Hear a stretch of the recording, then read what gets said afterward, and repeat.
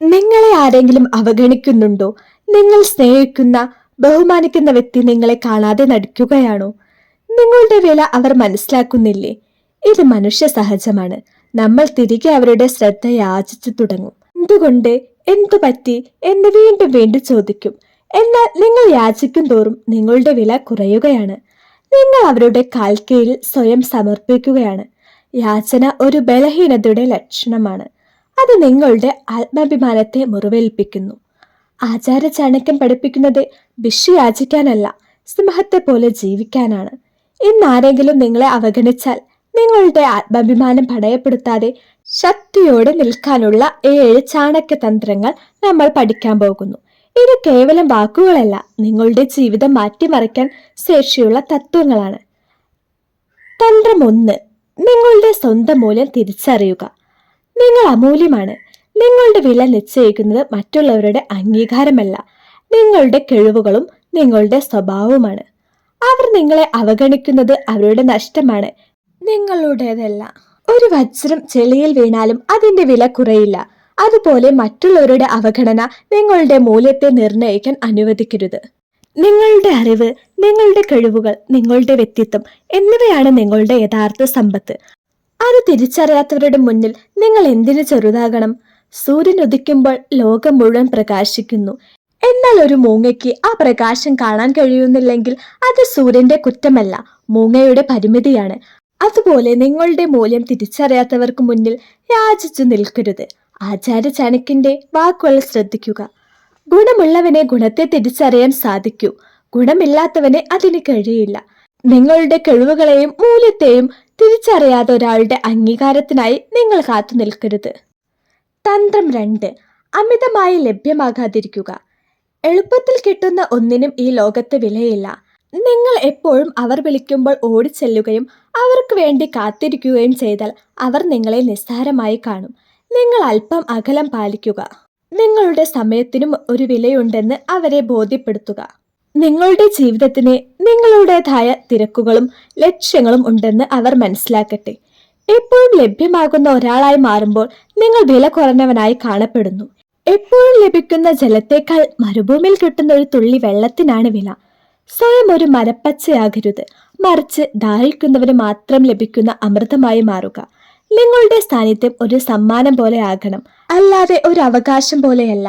ചാണക്യസൂത്രത്തിൽ ഇപ്രകാരം പറയുന്നു: അമിതമായ പരിചയം അവഗണനയ്ക്കും എപ്പോഴുമുള്ള സന്ദർശനം അനാദരവിനും കാരണമാകുന്നു. നിങ്ങളുടെ സാന്നിധ്യം വിലപ്പെട്ടതാക്കുക. തന്ത്രം 3: നിശബ്ദതയുടെ ശക്തി ഉപയോഗിക്കുക. അവർ നിങ്ങളെ അവഗണിക്കുമ്പോൾ തിരികെ ബഹളം വയ്ക്കുകയോ വഴക്കിടുകയോ വിശദീകരണങ്ങൾ ചോദിക്കുകയോ ചെയ്യരുത്. അത് നിങ്ങളുടെ ബലഹീനതയാണ് കാണിക്കുന്നത്. നിങ്ങളുടെ നിശബ്ദതയാണ് ഏറ്റവും വലിയ മറുപടി. നിങ്ങളുടെ മൗനം അവരെ ചിന്തിപ്പിക്കണം. എന്തുകൊണ്ട് ഇയാൾ പ്രതികരിക്കുന്നില്ല? ആ ചോദ്യം അവരെ അസ്വസ്ഥരാക്കട്ടെ. വാക്കുകളേക്കാൾ ശക്തി മൗനത്തിനുണ്ട്. നിങ്ങളുടെ ശാന്തത അവരുടെ അവഗണനയ്ക്ക് നിങ്ങളെ തകർക്കാൻ കഴിയുന്ന എന്നതിന്റെ വ്യക്തമായ സന്ദേശമാണ്. ഒരു പുരാതന ഉദാഹരണം പറയാം. മഹാഭാരത യുദ്ധത്തിനു മുമ്പ് ഭഗവാൻ കൃഷ്ണൻ കൗരവ സഭയിൽ ശാന്തിദൂതുമായി ചെന്നു. എന്നാൽ ദുര്യോധനൻ കൃഷ്ണനെ അവഗണിക്കുകയും അപമാനിക്കുകയും ചെയ്തു. കൃഷ്ണൻ അവിടെ നിന്ന് കോപിക്കുകയോ യാചിക്കുകയോ അല്ല ചെയ്തത്, മൗനമായി മടങ്ങി. ആ മൗനമാണ് കുരുക്ഷേത്ര യുദ്ധത്തിന്റെ വിധി നിർണയിച്ചത്. മൗനം എല്ലാ കാര്യങ്ങളും സാധിക്കാനുള്ള ഒരു ഉപാധിയാണ്. നിങ്ങളുടെ നിശബ്ദത നിങ്ങളുടെ ശക്തിയാണ്, ബലഹീനതയല്ല. തന്ത്രം 4: സ്വയം മെച്ചപ്പെടുത്തുന്നതിൽ ശ്രദ്ധിക്കുക. അവർ എന്തിനു നിങ്ങളെ അവഗണിച്ചു എന്ന് ചിന്തിച്ച് സമയം കളയുന്നതിന് പകരം ആ സമയം നിങ്ങളുടെ സ്വന്തം വളർച്ചയ്ക്കായി ഉപയോഗിക്കുക. പുതിയ കഴിവുകൾ നേടുക, നിങ്ങളുടെ ജോലിയെ ശ്രദ്ധിക്കുക, നിങ്ങളുടെ ആരോഗ്യം മെച്ചപ്പെടുത്തുക. നിങ്ങൾ വളരുന്നത് കാണുമ്പോൾ നിങ്ങളെ അവഗണിച്ചവർക്ക് കുറ്റബോധം തോന്നിത്തുടങ്ങും. നിങ്ങളുടെ ഊർജം പ്രതികാരത്തിനായി ഉപയോഗിക്കരുത്, അത് നിങ്ങളുടെ പരിവർത്തനത്തിനായി ഉപയോഗിക്കുക. നിങ്ങളെ അവഗണിച്ചവർക്കുള്ള ഏറ്റവും വലിയ മറുപടി നിങ്ങളുടെ വിജയമാണ്.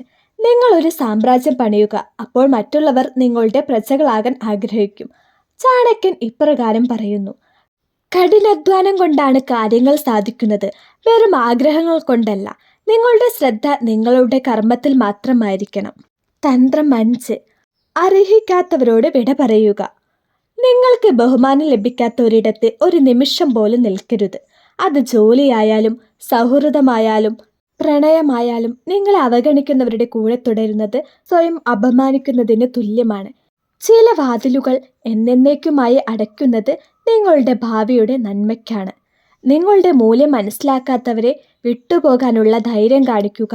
അതൊരു നഷ്ടമല്ല, അതൊരു നേട്ടമാണ്. ആചാര്യ ചാണക്യന്റെ സ്വന്തം ജീവിതത്തിൽ നിന്നുള്ള ഉദാഹരണം ശ്രദ്ധിക്കുക.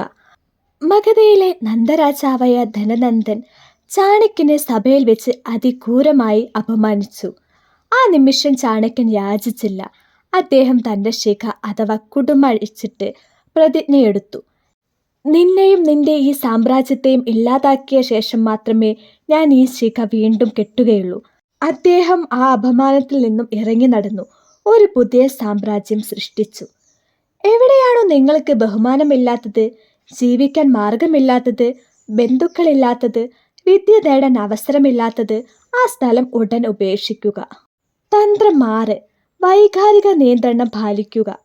അവർ നിങ്ങളെ അവഗണിക്കുമ്പോൾ നിങ്ങൾക്ക് ദേഷ്യമോ സങ്കടമോ വരാം. എന്നാൽ അത് പുറത്ത് കാണിക്കരുത്. നിങ്ങളുടെ സങ്കടം അവരെ കാണിക്കുന്നത് എനിക്ക് നിങ്ങളെ ആവശ്യമുണ്ടെന്ന സന്ദേശമാണ്. നിങ്ങളുടെ ദേഷ്യം കാണിക്കുന്നത് നിങ്ങൾക്ക് എന്നെ വേദനിപ്പിക്കാൻ കഴിഞ്ഞു എന്നതാണ്.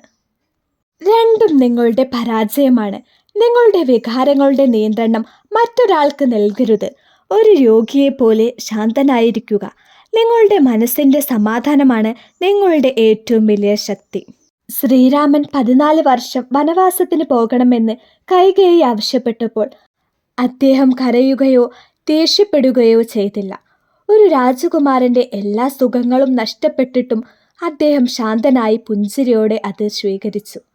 ആ വൈകാരിക നിയന്ത്രണമാണ് അദ്ദേഹത്തെ മര്യാദ പുരുഷോത്തമൻ എന്നാക്കിയത്. ചാണക്യൻ ഇപ്രകാരം പറയുന്നു: ഇന്ദ്രിയങ്ങളെ നിയന്ത്രിക്കാൻ കഴിയുന്നത് അറിവുള്ളവന്റെ ലക്ഷണമാണ്. നിങ്ങളുടെ വികാരങ്ങളുടെ അടിമയാകരുത്, അതിൻ്റെ യജമാനാക്കുക. തന്ത്രം 7. ഫലത്തെക്കുറിച്ച് ചിന്തിക്കാതിരിക്കുക. അവർ നിങ്ങളോട് മിണ്ടുമോ തിരികെ സ്നേഹിക്കുമോ എന്ന് ചിന്തിച്ച് വിഷമിക്കരുത്. അത് നിങ്ങളുടെ നിയന്ത്രണത്തിലല്ല. നിങ്ങളുടെ നിയന്ത്രണത്തിലുള്ളത് പ്രവൃത്തികൾ മാത്രമാണ്. ഗീതയിൽ പറയുന്നത് പോലെ കർമ്മം ചെയ്യുക, ഫലം ഇച്ഛിക്കരുത്. നിങ്ങളുടെ ജീവിതത്തിൽ ശ്രദ്ധ കേന്ദ്രീകരിക്കുക. നിങ്ങളുടെ ലക്ഷ്യങ്ങൾക്കായി പ്രവർത്തിക്കുക. നിങ്ങളുടെ മൂല്യം നിങ്ങളുടെ പ്രവൃത്തികളിലാണ്, മറ്റുള്ളവരുടെ പ്രതികരണത്തിലല്ല. അർഹതയുണ്ടെങ്കിൽ അവർ നിങ്ങളുടെ ജീവിതത്തിൽ തിരികെ വരും. ഇല്ലെങ്കിൽ അതിനും മികച്ചത് നിങ്ങളെ തേടി വരും. പ്രപഞ്ചത്തിൻ്റെ നീതിയിൽ വിശ്വസിക്കുക. ആചാര്യൻ ഇപ്രകാരം പറയുന്നു: കഠിനാധ്വാനം കൊണ്ട് വിധിയെ പോലും മാറ്റാൻ കഴിയും. അതിനാൽ മറ്റുള്ളവരുടെ പ്രതികരണത്തെക്കുറിച്ച് ചിന്തിക്കാതെ നിങ്ങളുടെ സ്വന്തം പ്രയത്നത്തിൽ വിശ്വസിക്കുക. ഓർക്കുക, നിങ്ങളൊരു യാചകനല്ല, ഒരു പോരാളിയാണ്. നിങ്ങളുടെ ആത്മാഭിമാനമാണ് നിങ്ങളുടെ ഏറ്റവും വലിയ സമ്പത്ത്. ആരെങ്കിലും നിങ്ങളെ അവഗണിക്കുകയാണെങ്കിൽ അത് അവരുടെ തിരഞ്ഞെടുപ്പാണ്. അതിനോട് പ്രതികരിക്കുന്നത് നിങ്ങളുടെ തിരഞ്ഞെടുപ്പും. യാചിച്ചു നേടുന്ന സ്നേഹത്തിനും ബഹുമാനത്തിനും ഒരു വിലയുമില്ല. അത് ചില്ലുപാത്രം പോലെ എപ്പോൾ വേണമെങ്കിലും തകരാം. എന്നാൽ നിങ്ങളുടെ കഴിവും ആത്മാഭിമാനവും കൊണ്ട് നിങ്ങൾ നേടിയെടുക്കുന്ന സ്ഥാനം അത് പാറ പോലെ ഉറച്ചതായിരിക്കും. ഈ 7 തന്ത്രങ്ങൾ നിങ്ങളുടെ ജീവിതത്തിൽ പ്രയോഗിക്കുക. നിശബ്ദനായും എന്നാൽ ശക്തനായും നിങ്ങളുടെ സാമ്രാജ്യം കെട്ടിപ്പടുക്കുക. അപ്പോൾ നിങ്ങളെ അവഗണിച്ചവർ നിങ്ങളുടെ ശ്രദ്ധയ്ക്കായി കാത്തിരിക്കുന്ന ഒരു കാലം വരും. അതാണ് ചാണക്യനീതി.